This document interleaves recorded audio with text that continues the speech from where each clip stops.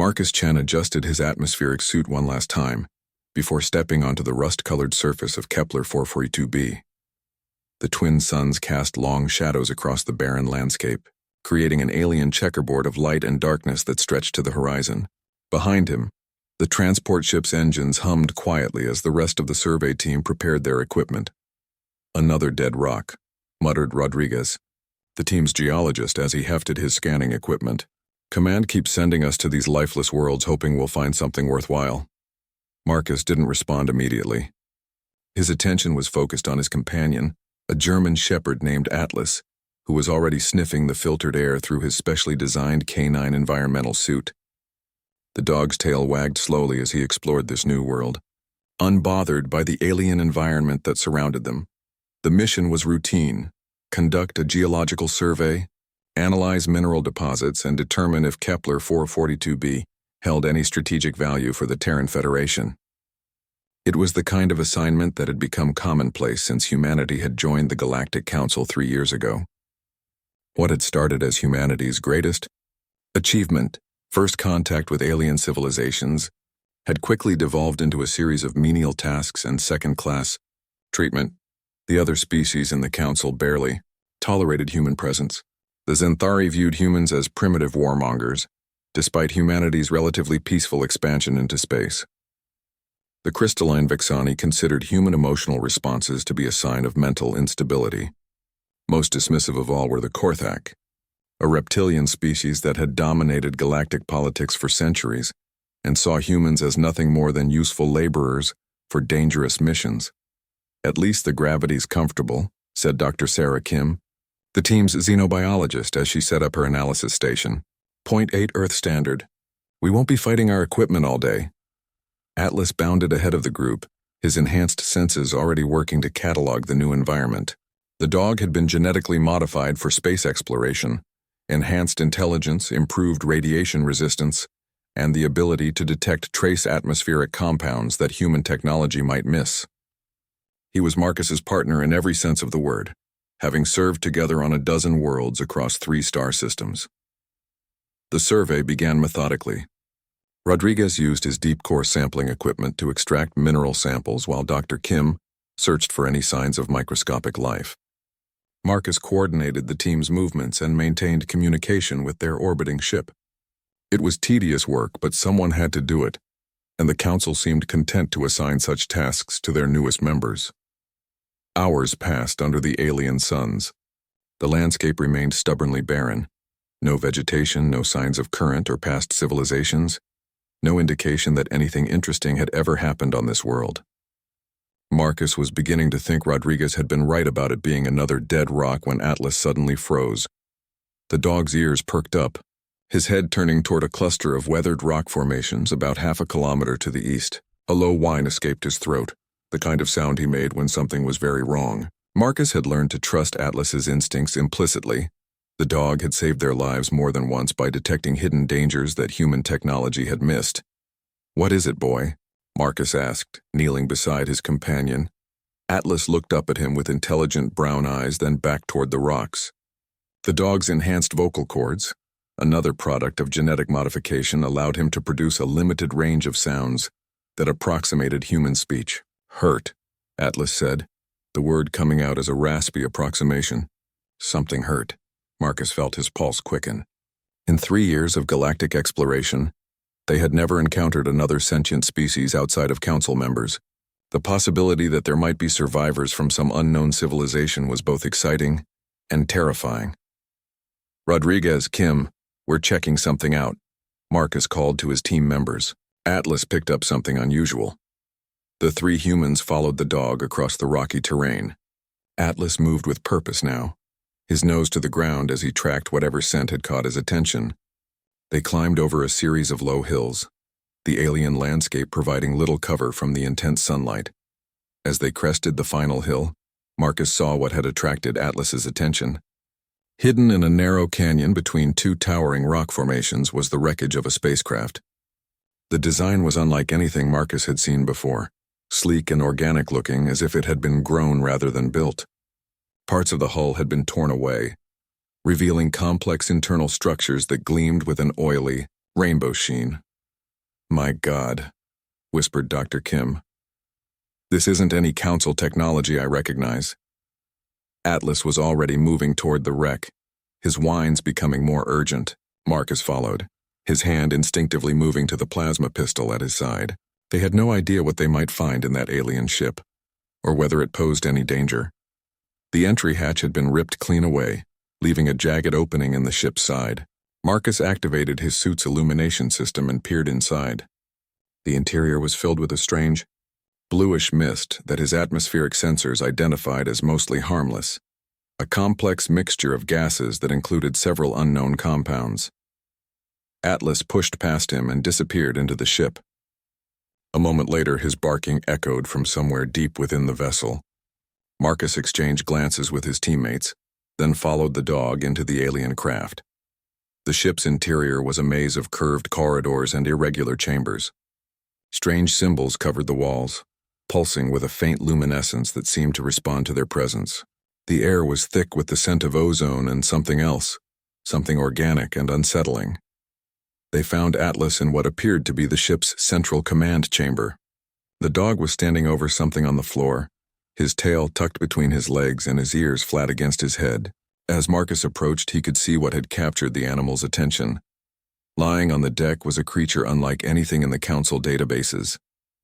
It was roughly humanoid in shape but covered in scales that shifted color like oil on water.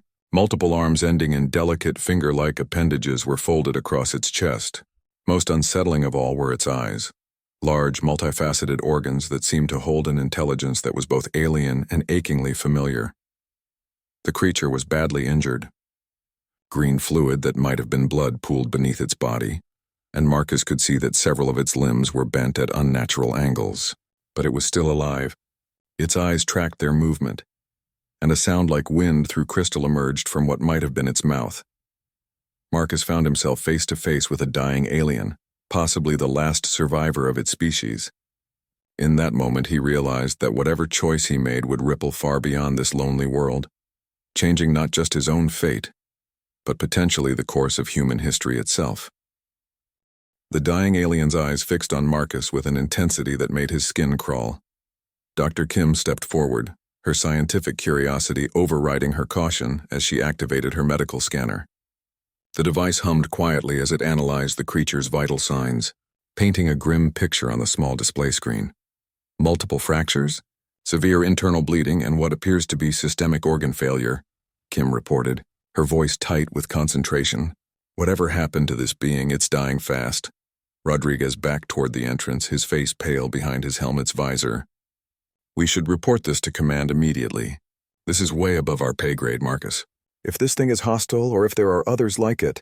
It's not hostile, Marcus interrupted, watching as Atlas slowly approached the wounded creature. The dog's enhanced senses were far more sensitive than any human technology, and his body language suggested curiosity rather than fear. Look at it. It's terrified. The alien tried to lift one of its undamaged arms, the movement clearly causing it tremendous pain. Strange symbols appeared in the air above its palm, glowing with the same ethereal light that had illuminated the ship's corridors. The symbols shifted and changed, as if the creature was trying to communicate something urgent. Dr. Kim's scanner began registering new readings. I'm detecting massive neural activity. It's trying to communicate with us. She looked up at Marcus, her eyes wide with excitement. This could be the discovery of the century. A completely unknown sentient species. A species that will be completely unknown forever if we don't do something, Marcus replied, kneeling beside the creature. Atlas settled next to him, pressing his warm body against Marcus's leg in a gesture of support. The alien's breathing was becoming more labored. Its chromatic scales had faded to a dull gray, and the light in its multifaceted eyes was dimming. Whatever it was trying to communicate through those floating symbols, time was running out. Marcus activated his suit's emergency medical kit, though he had no idea if human medical technology would be compatible with alien physiology. The kit contained universal surgical nanobots, designed to work with any carbon-based life form, but they had never been tested on a species this different from baseline human biology. Marcus, what are you doing? Rodriguez demanded. We don't know anything about this creature. It could be dangerous or diseased or it's dying. Marcus said simply, injecting the nanobots into what he hoped was the alien's primary circulatory system. And it came to us for help. The symbols above the creature's palm suddenly changed, becoming more complex and urgent. Dr. Kim was frantically trying to record everything with her equipment, her scientific mind racing to decode the alien communication. "I think it's trying to warn us about something," she said. "These patterns, they're not random. There's definitely a structure here, a language." The nanobots began their work, sealing wounds and stabilizing the creature's vital signs. Marcus could see some improvement in its condition, but he knew it wasn't enough. The injuries were too severe, the alien physiology too different from what the nanobots were designed to handle. Atlas suddenly lifted his head, his enhanced hearing picking up something the humans had missed. A low rumble was building in the distance, growing stronger by the second. The dog's hackles rose as he positioned himself protectively between Marcus and the ship's entrance. "Company," Marcus muttered, checking his weapon. Through the torn opening in the ship's hull, he could see movement in the sky. 3 angular spacecraft were descending toward their position, their design unmistakably Korthak. Rodriguez cursed under his breath. "How did they find us so fast? We only sent our routine check-in an hour ago." The dying alien seemed to understand what was happening. Its remaining functional arms gestured frantically at the glowing symbols, which had now formed into what looked like a star chart. Dr. Kim's scanner was recording everything, but she looked confused by the readings. "It's showing us something about the galaxy," she said, her voice filled with wonder. "These coordinates, some of them correspond to Council worlds, but others, I've never seen them before." The Korthak ships landed with mechanical precision, their boarding ramps extending before the engines had fully powered down. Marcus knew they had only minutes before the reptilian soldiers would breach the alien vessel. The Korthak were efficient, ruthless, and completely without mercy when it came to protecting what they considered Council interests. The alien's eyes met Marcus's again, and somehow he understood what it was trying to convey. This wasn't just about one dying creature. The star chart, the symbols, the desperate attempt at communication, it was all connected to something much larger. Something the Korthak clearly didn't want the humans to discover. Atlas moved closer to the alien, his enhanced nose analyzing its scent. The dog's expression changed, his tail beginning to wag slowly. "Friend," Atlas said in his raspy voice, the word clear despite his limited vocal range. "Good friend." The nanobots had managed to stabilize the creature enough for it to speak. When its voice finally emerged, it was like the sound of wind chimes mixed with flowing water, beautiful and utterly alien. Dr. Kim's universal translator struggled with the language, producing only fragments of meaning. Warning, council, lies, humans, must, no, heavy. Footsteps echoed through the ship's corridors as the Korthak soldiers began their search. Marcus could hear their guttural voices barking orders in their native tongue, moving systematically through the vessel toward the command chamber. The alien symbol suddenly coalesced into a single, complex glyph that hung in the air between them. Dr. Kim's scanner immediately began recording massive amounts of data, as if the symbol was somehow downloading information directly into their equipment. "It's giving us something," Kim whispered urgently, "some kind of data package. The information density is incredible." Marcus made his decision. He activated his suit's emergency beacon, but instead of calling for extraction, he sent a coded message that would route through several relay stations before reaching Earth. If the Korthak were monitoring their communications, in which they almost certainly were, the message would look like routine telemetry data. The alien's breathing grew weaker, but its eyes remained fixed on Marcus with something that looked remarkably like gratitude. One of its delicate hands reached out and briefly touched Atlas's modified snout. The dog whined softly as if he understood that he was witnessing something profound. "Humans. Different," the alien whispered, its voice fading. "Hope. For galaxy." The Korthak soldiers rounded the final corner, their weapons raised and their cold reptilian eyes scanning the chamber. Their leader, a massive creature with scarred scales and the insignia of a council enforcer, surveyed the scene with obvious displeasure. "Step away from the alien. Human," the Korthak commander hissed in accented standard. "This is now a council security matter. You will surrender all recordings and equipment for examination." Marcus remained kneeling beside the dying creature, one hand resting on Atlas's back. The dog's fur was standing on end, but he held his position without flinching. Dr. Kim and Rodriguez slowly raised their hands, their faces pale with fear. The alien's final words were barely audible, but Marcus heard them clearly. The truth is in the stars. Trust your companion. Then the multifaceted eyes closed forever, and the command chamber fell silent except for the mechanical breathing of environmental suits and the soft whine of Korthak weapon systems powering up. Marcus looked up at the Enforcer, his mind racing with the implications of what had just happened. Whatever information the alien had transmitted to their equipment, whatever truth it had tried to share about the Council, the Korthak were clearly desperate to suppress it. The choice he made in the next few seconds would determine not just his own fate, but potentially the future relationship between humanity and the rest of the galaxy, and somehow he suspected that Atlas would play a crucial role in whatever came next. The Korthak Enforcer's scaled hand tightened around his plasma rifle as he studied Marcus and his team. Behind the commander, 6 more soldiers filed into the chamber, their weapons trained on the humans. The air grew thick with tension as reptilian eyes assessed the scene with cold calculation. "I will not repeat myself, human," the Enforcer hissed, his forked tongue flicking out to taste the air. "Step away from the deceased alien and surrender your equipment for Council inspection." Marcus slowly stood, his hand still resting on Atlas's back. The dog remained perfectly still, but Marcus could feel the tension in his companion's muscles. Atlas's enhanced senses were picking up things that human technology couldn't detect, and his body language suggested the situation was far more dangerous than it appeared. Dr. Kim carefully set down her scanner, her movements deliberately slow and non-threatening. "Commander, we were conducting a routine geological survey when we discovered this crash site. We immediately attempted to render aid to the injured being, as required by Council humanitarian protocols." The Enforcer's laugh was a harsh, grating sound that echoed off the ship's walls. "Humanitarian protocols? How quaint that humans still believe such things apply to them."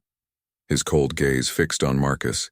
"This vessel belongs to the Zerathi, a species that was declared extinct by the Council over 50 cycles ago. Their continued existence is inconvenient." Rodriguez's face went pale behind his helmet visor. "Extinct? But if they're extinct, how is this ship here? How is that being still alive?" "Questions above your clearance level, human," another Korthak soldier growled, moving closer to Rodriguez.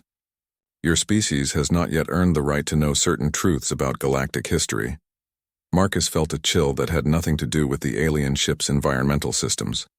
The implications of what the Enforcer had just revealed were staggering. An entire species declared extinct while survivors still lived. The casual way the Korthak spoke of it suggested this wasn't an isolated incident. Atlas suddenly tensed, his enhanced hearing picking up something the humans had missed. A soft beeping was coming from Dr. Kim's scanner, indicating that the data transfer from the dying Zerathi was still in progress. The alien's final gift was still downloading into their equipment. The Enforcer noticed the dog's reaction and turned his attention to Atlas. "Interesting. A genetically modified canine with enhanced intelligence. Such modifications are forbidden under Council regulations. Another violation to add to humanity's growing list." "Atlas is a certified exploration companion," Marcus said carefully, fighting to keep his voice steady. "All his modifications were approved by the Council Biological Review Board." "Approvals that can be revoked," the Enforcer replied with a smile that revealed rows of sharp teeth. "Your species seems to have difficulty understanding its place in the galactic order. Perhaps stricter guidance is required." The scanner's beeping intensified and Dr. Kim tried to casually reach for the device. A Korthak soldier immediately blocked her path, his weapon aimed at her chest. "No sudden movements, human. All equipment will be confiscated for security analysis." Marcus's mind raced through his options. The Zerathi's data was almost certainly the key to understanding what was really happening in the galaxy. Whatever information it contained was important enough for the Korthak to declare an entire species extinct to hide it. If that data fell into Korthak hands, it would disappear forever, and humanity would remain ignorant of the truth. Atlas looked up at him with intelligent brown eyes, and Marcus saw something there that made his decision. The dog understood the stakes as clearly as any human. This wasn't just about following orders or maintaining diplomatic relations. This was about the future of human independence in a galaxy controlled by species that viewed them as expendable. "Commander," Marcus said, stepping forward slightly, "perhaps we can reach an accommodation. My team discovered this site, and we're willing to share our findings with the Council in exchange for appropriate compensation. Surely that's more beneficial than simply confiscating our work." The Enforcer's eyes narrowed. "Humans do not negotiate with the Council. You follow orders. The Zarathi ship and all associated data will be classified at the highest security levels. Your memories of this incident will be selectively modified to ensure compliance." Memory modification. Marcus had heard rumors that such technology existed, but the Council had always denied using it on member species. The casual way the Enforcer mentioned it suggested that humanity's rights within the galactic community were even more limited than they had realized. Dr. Kim's scanner emitted a final beep, indicating the data transfer was complete. In that instant, Marcus made his choice. He activated his suit's emergency protocols, sending a compressed data burst to their orbiting ship. The transmission would look like routine telemetry, but it contained everything they had recorded about the Zarathi and their dying message. The Enforcer noticed the transmission indicator on Marcus's suit display. "Clever human, but futile. Your ship is already under Council control. No communications will leave this system without our approval." Atlas suddenly moved, darting between the Korthak soldiers with speed that caught them off guard. The dog's enhanced agility allowed him to navigate the cramped chamber, while the soldiers struggled to track him with their weapons. He reached Dr. Kim's scanner and did something that surprised everyone present. He bit down on the device's data storage unit and swallowed it. "The animal has consumed the data core," one of the soldiers reported, his voice filled with disbelief. "Should we terminate it for retrieval?" Marcus stepped protectively in front of Atlas, his hand moving to his sidearm. "If you want the data, you'll have to go through me first." The Enforcer studied this display of human defiance with what might have been amusement. "Touching loyalty between species, but ultimately pointless. We will simply take you all into custody and extract the information through more direct methods." "I don't think so," Marcus replied, activating his suit's combat protocols. The movement was subtle, but it armed his plasma pistol and activated his personal shields. "Atlas, run Protocol 7. The dog immediately understood. Protocol 7 was an emergency extraction procedure they had developed for hostile situations. Atlas bounded toward a damaged section of the ship's hull, his enhanced strength allowing him to tear through the weakened metal. Korthak weapons fired, their energy bolts lighting up the chamber with deadly brilliance. Marcus's shields absorbed several hits while he returned fire, using the ship's twisted internal structure for cover. Dr. Kim and Rodriguez dove behind what looked like an alien control console, their non-combat suits offering little protection. Atlas disappeared through the hull breach, just as Marcus's shields failed. A plasma bolt grazed his shoulder, spinning him around and sending him crashing into a bulkhead. Through the ringing in his ears, he could hear the Enforcer barking orders in the Korthak language. "Pursue the animal. The data must be recovered." 3 soldiers scrambled through the breach after Atlas, leaving only the Enforcer and 2 guards in the chamber. Marcus forced himself to his feet, ignoring the pain in his shoulder. His suit's medical systems were already working to treat the plasma burn, but he knew he was in no condition for a prolonged fight. "Your companion has signed his death warrant," the Enforcer said coldly. "Korthak trackers never lose their prey. We will find him, extract the data, and then eliminate him as a security risk." Marcus smiled grimly. "You don't know Atlas very well. He's survived worse than this." What the Korthak didn't understand was that Atlas wasn't just running away. The dog's enhanced intelligence and modified digestive system would allow him to preserve the Zarathi data while he made his way to the rendezvous point they had established for emergencies. If Marcus could buy him enough time, Atlas might actually succeed in getting the information off-world. The Enforcer raised his weapon, pointing it directly at Marcus's chest. "Your usefulness has ended, human. The Council will be informed that you died heroically while investigating an alien crash site. Very tragic."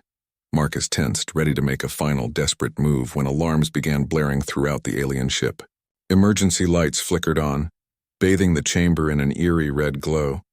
The Korthak soldiers looked around nervously as the ship's systems came online with a deep, thrumming hum. Dr. Kim looked up from her position behind the console, her face illuminated by the alien displays that had suddenly activated. "The ship's not dead," she whispered in amazement. The Zorathi's final transmission wasn't just data. It was an activation code. The chamber filled with the sound of ancient machinery awakening after decades of silence. Holographic displays materialized in the air, showing star charts and tactical information that made the Enforcer's scaled face go pale. Whatever the Zorathi ship was about to reveal, it was something the Korthak had desperately hoped would remain buried forever. The alien ship's awakening transformed the command chamber into a spectacular light show of holographic displays and pulsing energy patterns. Ancient Zorathi technology hummed to life, filling the air with harmonic frequencies that seemed to resonate in Marcus's bones. The Korthak soldiers stepped back nervously as streams of data flowed across three-dimensional screens that materialized around them. Dr. Kim stared in fascination at the displays, her scientific mind struggling to process the incredible technology surrounding them. "Marcus, these readings..." The Zorathi were centuries ahead of current Council technology. Their understanding of quantum mechanics, spatial manipulation, energy systems, it's all impossibly advanced. The Enforcer snarled orders in his native tongue, and his remaining soldiers raised their weapons toward the holographic displays. "Shut it down. This information is classified beyond your comprehension." But the ship seemed to be operating on its own agenda now. The displays shifted and changed, showing what appeared to be historical records. Marcus watched in growing amazement as images of galactic civilization unfolded before them. But not the sanitized version that humanity had been taught. The truth was far more disturbing. The holograms showed the Korthak as they really were, not the benevolent senior partners of the Galactic Council, but ruthless conquerors who had systematically eliminated or subjugated dozens of species over the past millennium. The Zorathi had been just one of many civilizations that had been declared extinct when they posed a threat to Korthak dominance. "Lies," the Enforcer hissed, but his voice lacked conviction. "Zorathi propaganda designed to destabilize the Council." More images flowed across the displays. Marcus saw species he had never heard of, beings of pure energy, crystalline entities that dwarfed planets, aquatic civilizations that had mastered technologies beyond imagination. All of them had been removed from galactic records when they refused to submit to Korthak authority. Dr. Kim was frantically trying to record everything with her remaining equipment, tears streaming down her face as the magnitude of the deception became clear. "They've been lying to us about everything. The Council isn't a democratic alliance. It's a Korthak empire with puppet governments." The ship's displays suddenly focused on a series of images that made Marcus's blood run cold. They showed human space, but not as he knew it. The holograms revealed a vast network of surveillance stations and hidden weapon platforms surrounding Earth and its colonies. Humanity wasn't a junior partner in the galactic community.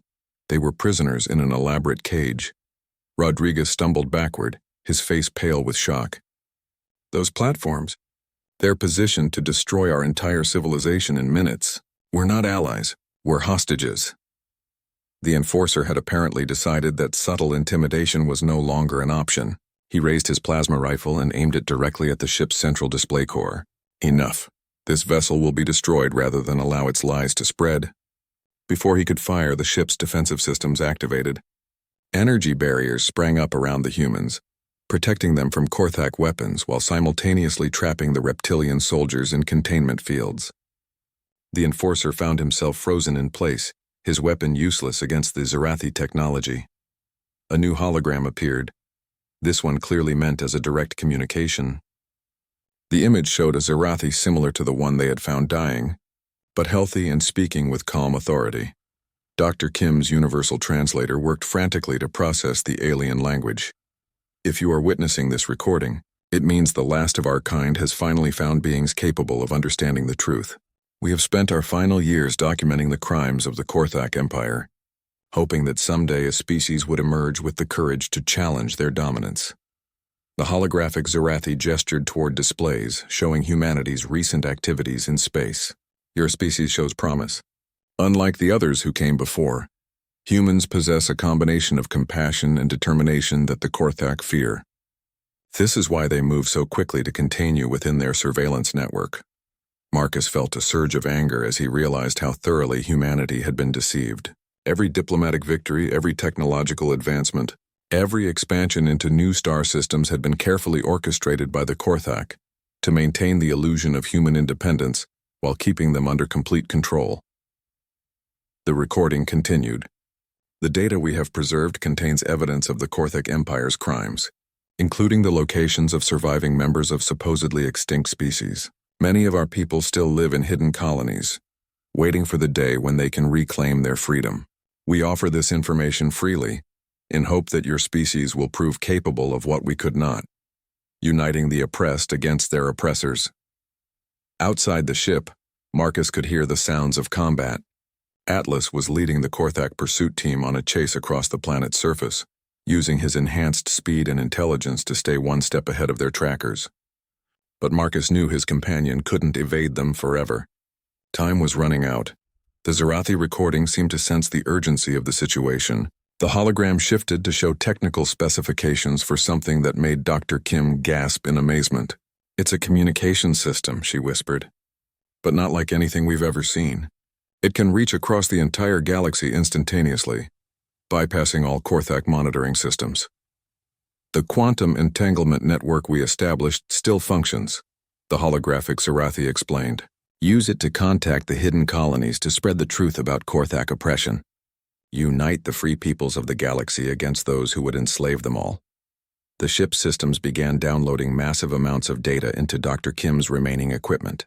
Star charts showing the locations of hidden colonies, technical specifications for advanced weapons and defensive systems, detailed records of Korthak military capabilities and weaknesses. It was everything a rebellion would need to succeed. The Enforcer struggled against his containment field, his reptilian features twisted with rage. "You understand nothing, humans. The galaxy needs strong leadership. Without Korthak guidance, the lesser species would destroy themselves in endless wars." Marcus stepped closer to the trapped alien, his anger overriding his caution. "And who gave you the right to decide that? How many civilizations did you destroy because they refused to bow to your idea of order?" "As many as necessary," the Enforcer replied without hesitation. The Zarathi were brilliant, but they lacked the wisdom to accept their place in the natural hierarchy. They had to be removed before their influence could corrupt others. The admission confirmed everything the recordings had revealed. The Korthak truly believed they had the right to determine which species deserved to exist, and which should be eliminated. The casual way the Enforcer spoke of genocide revealed the depth of their arrogance and cruelty. Atlas's barking echoed from somewhere outside the ship, closer now than before. The pursuit team was gaining ground, and Marcus knew they had only minutes before the dog would be forced to find another hiding place. The Zarathi data he carried was too valuable to lose. Dr. Kim looked up from her equipment, her face flushed with excitement and determination. "The download is almost complete. We'll have everything we need to expose the truth about the Council." But Marcus was thinking beyond just exposure. The Zarathi recordings had given them something far more valuable than evidence of Korthak crimes. They had provided the tools for resistance, the knowledge necessary to challenge an empire that had ruled the galaxy for centuries. The question was whether humanity would prove worthy of the trust the dying Zarathi had placed in them. The choice he had made to help a wounded alien was about to transform into something much larger, a decision that would determine the fate of every free-thinking being in the galaxy. The ship's systems completed their data transfer. Marcus realized that there was no going back. Humanity was about to become the catalyst for the greatest uprising in galactic history. And somehow, a loyal dog carrying alien secrets would be at the center of it all. The Zarathi ship's emergency lighting bathed everything in an eerie blue glow. As the final data streams completed their transfer to Dr. Kim's equipment, Marcus could hear Atlas's barking growing more distant, which meant his companion was successfully leading the Korthak pursuit team away from the crash site. But he also knew that the dog's enhanced metabolism would be burning through his energy reserves rapidly. The holographic Zarathi recording flickered and began to fade as the ship's ancient power systems finally reached their limits. "Time grows short," the alien image warned. "The Korthak will not allow this information to survive if they can prevent it. You must act quickly to preserve what we have given you." Dr. Kim finished securing the downloaded data in her equipment's quantum storage cores, devices designed to be virtually indestructible. "Everything's protected now," she reported. "Even if they destroy our suits, the data will survive." Rodriguez was studying the star charts that still glowed faintly on the ship's displays. Marcus, look at this. These hidden colonies. There are hundreds of them scattered across the galaxy. Entire civilizations that the Council thinks are extinct. The scope of the deception was staggering. The Korthak had spent centuries convincing the galaxy that they were the natural leaders of a peaceful alliance, when in reality they had built their empire on the graves of countless civilizations. Any species that showed too much independence or technological advancement was quietly eliminated and removed from galactic records. The Enforcer had stopped struggling against his containment field, but his cold reptilian eyes watched the humans with calculating intelligence. You cannot comprehend the forces you are about to unleash, he said quietly. The galaxy has known peace under Korthak guidance for 1,000 years. Your naive idealism will bring chaos and destruction to countless worlds. Marcus turned to face the trapped alien, his anger barely controlled. Peace built on lies and genocide isn't peace at all. It's tyranny with better public relations. And what will you replace it with? The Enforcer challenged. Your species has barely mastered interstellar travel. You know nothing of galactic politics. Nothing of the delicate balances that keep civilization functioning. Within a generation, the galaxy would tear itself apart. For a moment, Marcus felt a flicker of doubt.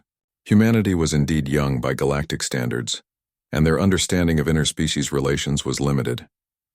But then he remembered the dying Zarathi's words about hope, and the trust that had been placed in human compassion and determination. The ship's containment fields suddenly flickered and failed as the power systems finally gave out. The Korthak soldiers immediately raised their weapons, but they found themselves facing humans who had been fundamentally changed by what they had witnessed. The knowledge of the truth had transformed them from obedient junior partners into something far more dangerous, revolutionaries with nothing left to lose. Stand down, humans, the Enforcer ordered, but there was less confidence in his voice now. You cannot fight the entire Korthak fleet. Surrender the data and you will be allowed to live under supervised detention.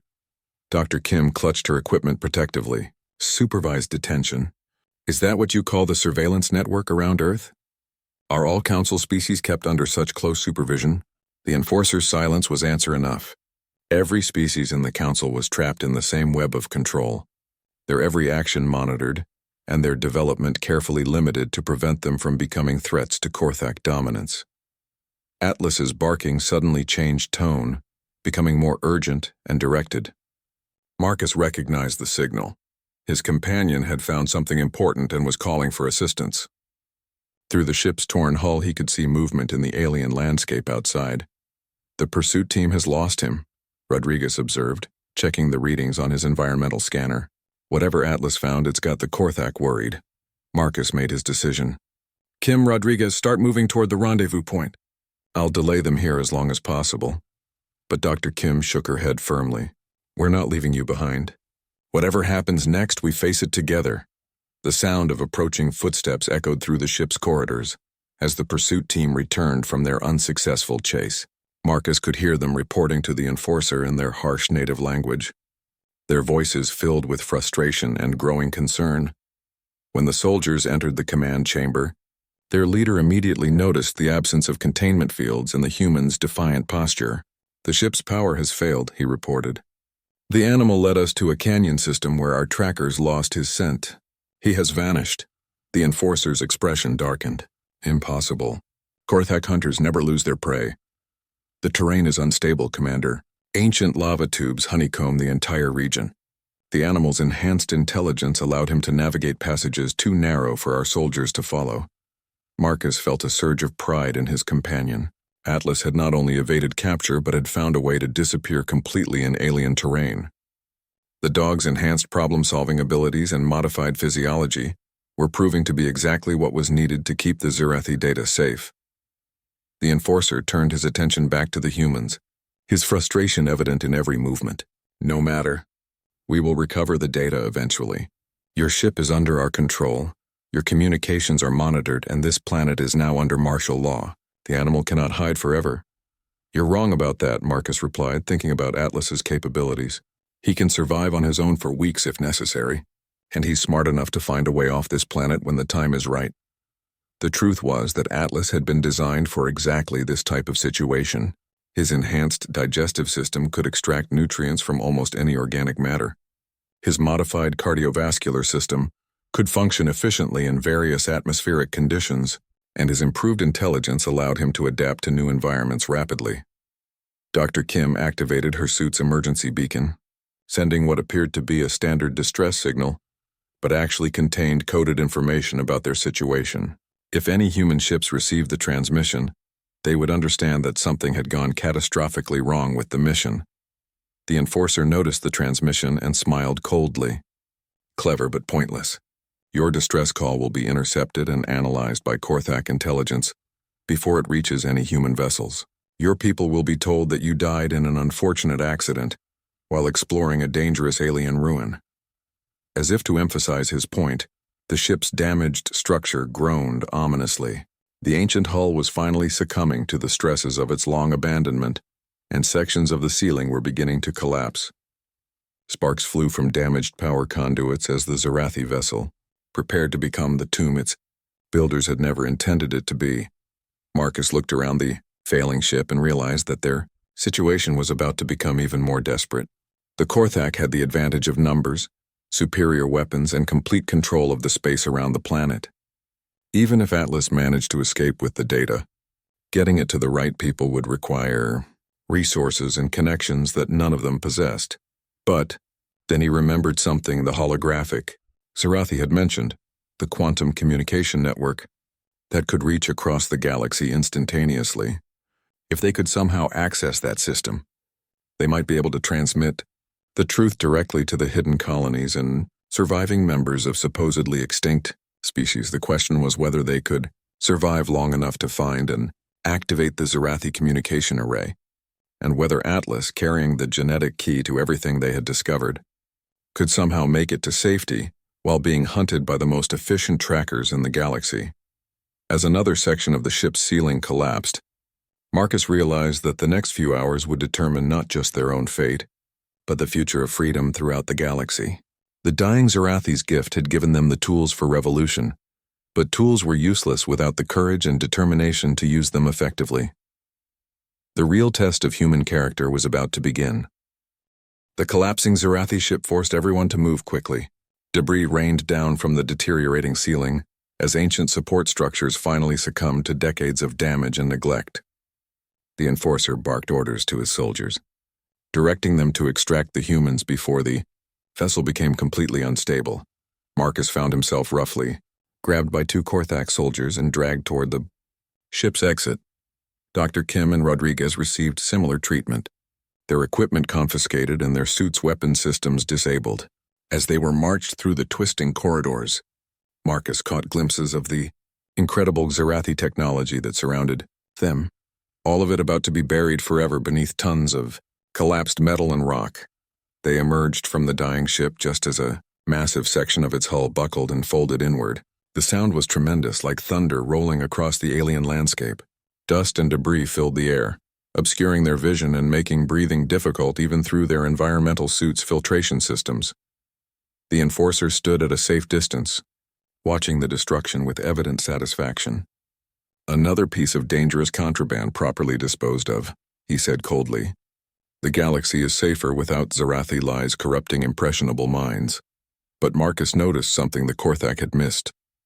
In the distance, barely visible through the settling dust, a small figure was moving across the rocky terrain. Atlas had circled back and was now observing the situation from a hidden position among the weathered stone formations. The dog's enhanced eyesight would allow him to see everything that was happening, and his modified brain would be analyzing the tactical situation. Dr. Kim was trying to maintain her composure despite having her life's work confiscated by alien soldiers.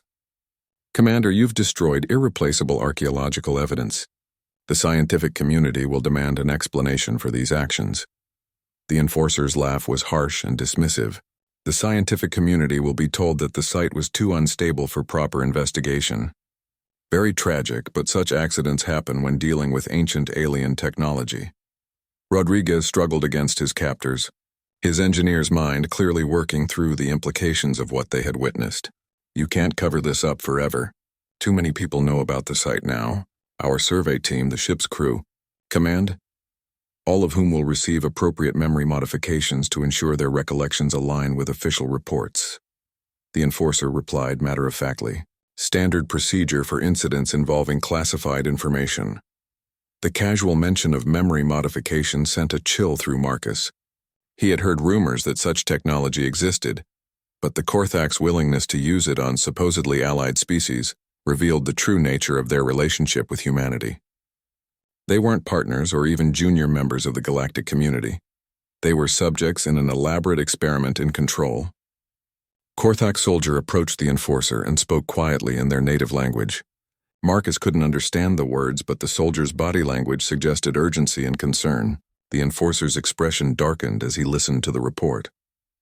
"It appears your animal companion has proven more resourceful than anticipated," the enforcer said, turning back to the humans. "Our trackers have found evidence that he accessed the planetary communication array before disappearing into the canyon system." Marcus felt his heart racing. The planetary communication array was part of the standard infrastructure installed on every surveyed world, designed to maintain contact with orbital facilities and deep space vessels. If Atlas had somehow accessed it, he might have been able to transmit data off-world before vanishing. Dr. Kim looked puzzled. "That's impossible. The communication array requires sophisticated access codes and technical knowledge far beyond what any animal could possess." "Enhanced animal," the enforcer corrected grimly. "Your modifications included increased intelligence and problem-solving abilities. We may have underestimated the extent of those enhancements." The truth was that Atlas's modifications went far beyond what the Council Biological Review Board had been told. Marcus and the research team had incorporated experimental neural pathways and memory enhancement technologies that gave the dog cognitive abilities approaching those of a gifted human. They had needed special permission to bring Atlas on exploration missions, and that permission had only been granted because the Korthak believed they understood the extent of his capabilities. They had been wrong. A new sound echoed across the landscape. The deep thrumming of powerful engines approaching from orbit. Marcus looked up to see 3 massive Korthak battlecruisers descending through the atmosphere, their dark hulls bristling with weapons and sensor arrays. The sight of such overwhelming military force being deployed against a simple archaeological site revealed just how seriously the Korthak took the threat of exposed secrets. "Overkill, don't you think?" Marcus commented, nodding toward the approaching warships. The enforcer followed his gaze and shrugged. "Standard containment protocol for security breaches involving extinct species. The entire star system will be placed under martial law until the situation is resolved." Rodriguez paled at the implications.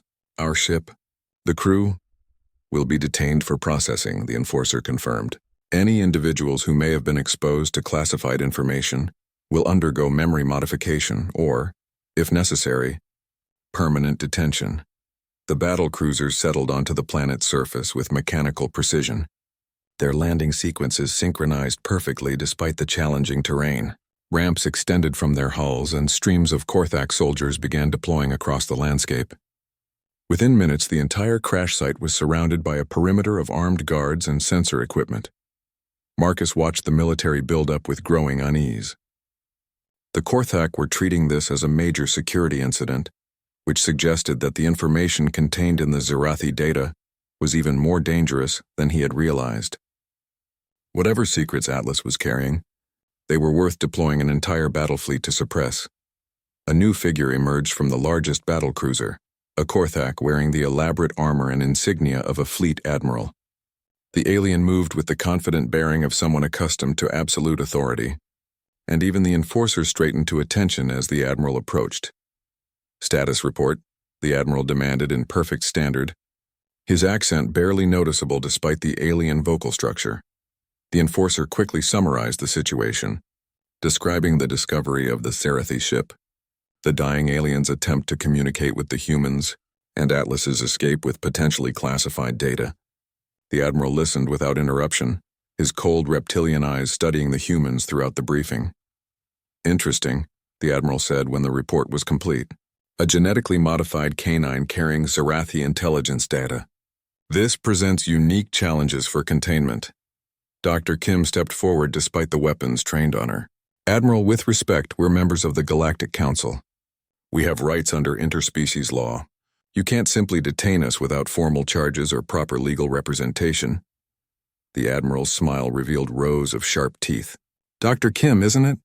Your naivety is charming, but ultimately irrelevant. Interspecies law applies to citizens of recognized council species. As of this moment, humanity's council membership is under review pending investigation of security violations. The words hit Marcus like a physical blow. With a simple administrative action, the Korthak had effectively stripped humanity of all legal protections under galactic law. They were now classified as a rogue species, subject to whatever measures the Council deemed necessary for galactic security. You can't do this, Rodriguez protested. There are treaties, agreements, which can be suspended in the event of security emergencies, the Admiral interrupted. Your species has demonstrated poor judgment in handling classified information. Corrective measures are required. As if to emphasize the point, the Admiral activated a holographic display that showed the current disposition of Korthak forces throughout human space. The surveillance network they had seen in the Zarathi recordings was now revealed in its full scope. Weapon platforms, monitoring stations, and fleet positions that could eliminate human civilization within hours. Your people will be informed that this survey team was lost in an unfortunate accident, the Admiral continued. A tragic reminder of the dangers inherent in deep space exploration.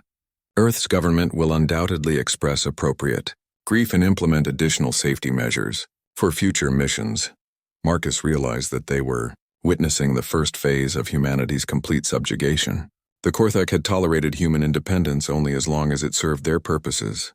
Now that humanity had stumbled upon information that threatened their control, the facade of partnership was being abandoned. But somewhere in the alien landscape, Atlas was still free and carrying the proof needed to expose the truth. The dog's enhanced intelligence and survival instincts were humanity's last hope for avoiding the fate that had befallen so many other species.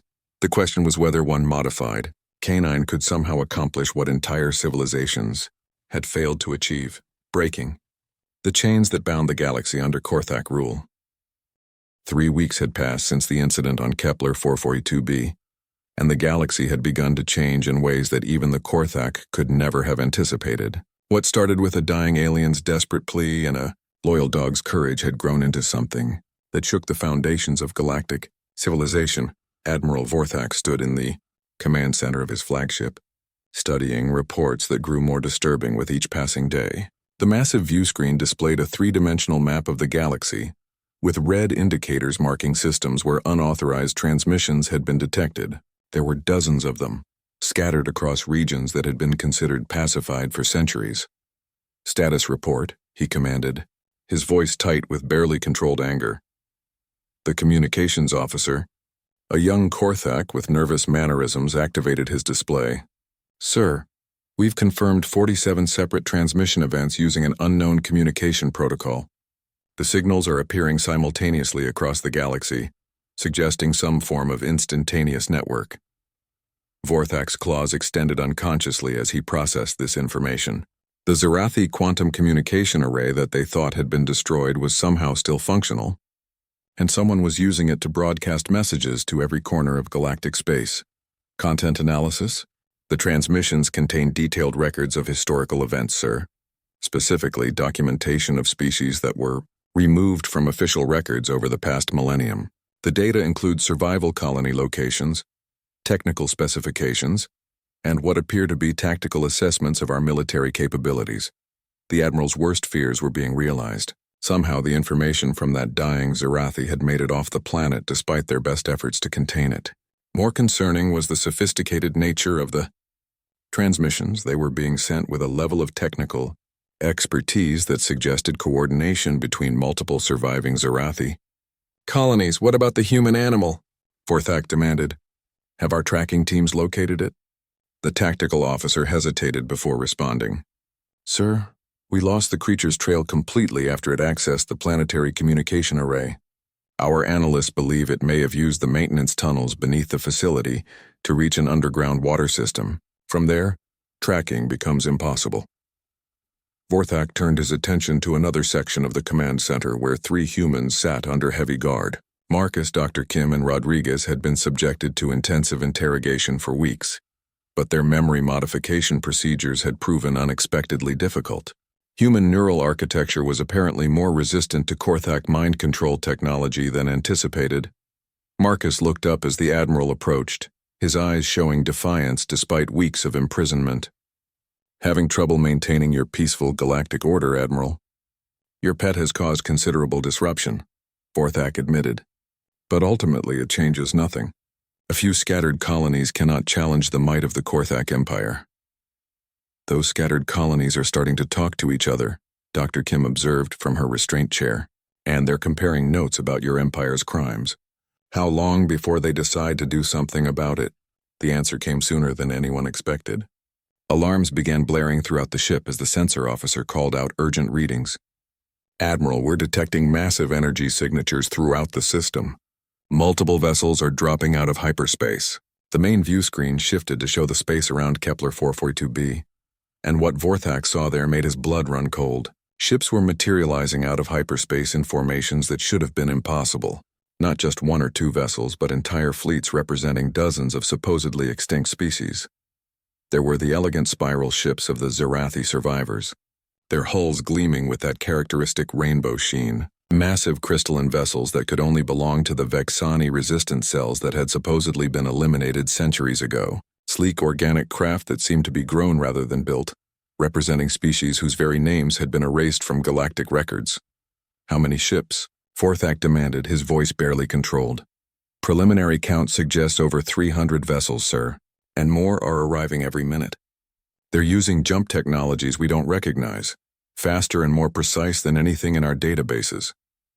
Marcus felt a surge of hope as he watched the incredible display on the view screen. The dying Zarathi's final gift hadn't just been information. It had been a rallying cry to every oppressed species in the galaxy. And somehow Atlas had managed to deliver that message to exactly the right people. The communication officer looked up from his station, his expression reflecting the growing panic in the Korthak command structure. "Sir, we're receiving transmission requests from the assembled fleet. They're demanding the immediate release of the human prisoners." Vorthak's laugh was harsh and bitter.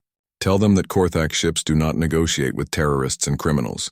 But even as he spoke, more ships continued to arrive. The space around the planet was becoming crowded with vessels representing the galaxy's hidden civilizations, species that had survived Korthak genocide attempts through courage, cunning, and an unbreakable determination to preserve their cultures. On the planet's surface, something equally remarkable was happening. Atlas had finally emerged from his hiding place in the canyon system, but he wasn't alone. The dog was leading a small group of figures that made the Korthak soldiers step back in alarm. They were Zarathi survivors who had been living in hidden underground cities for decades, waiting for the day when they could reclaim their world.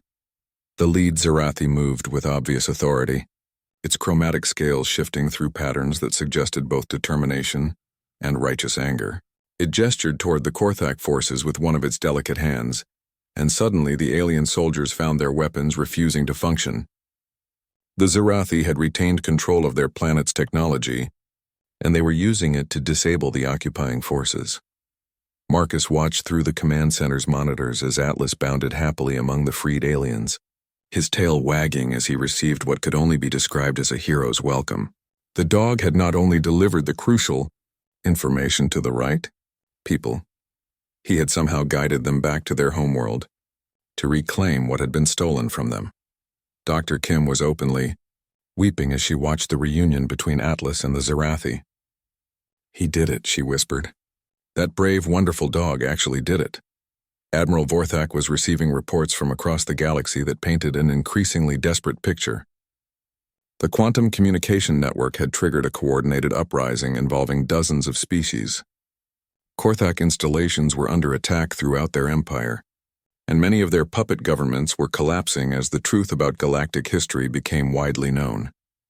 "Sir," the tactical officer reported, "we're receiving surrender demands from Earth.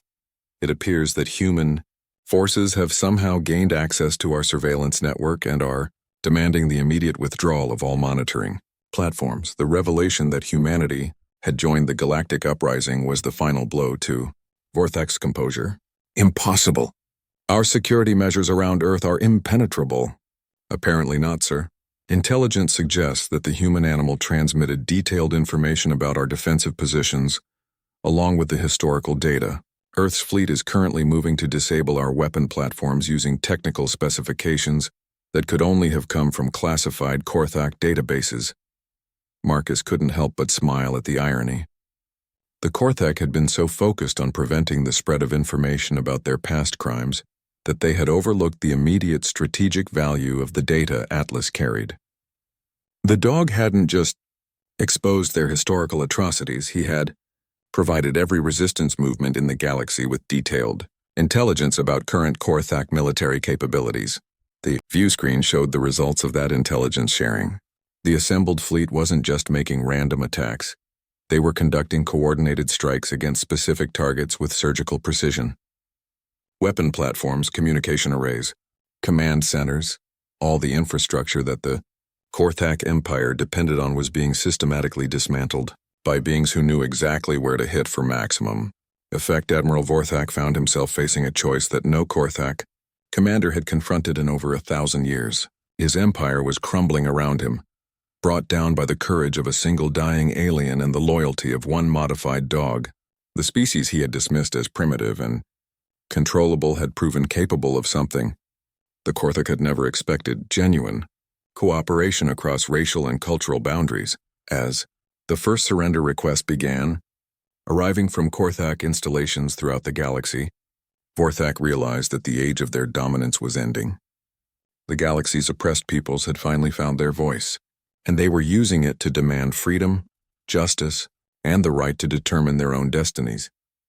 Marcus looked up at the defeated admiral and offered a simple observation that captured the essence of what had just occurred. You should never underestimate the power of loyalty, Admiral. Whether it's between species fighting for freedom or a human and his dog, that bond is stronger than any empire.